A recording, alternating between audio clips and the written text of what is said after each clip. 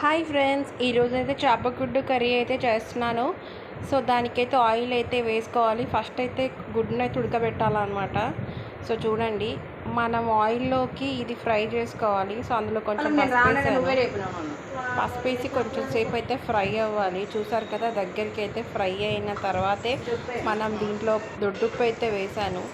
Next అయితే మనం ఇది ఇంకొంచెం ఫ్రై అవ్వాలి, మంచి కలుపుకోవాలన్నమాట.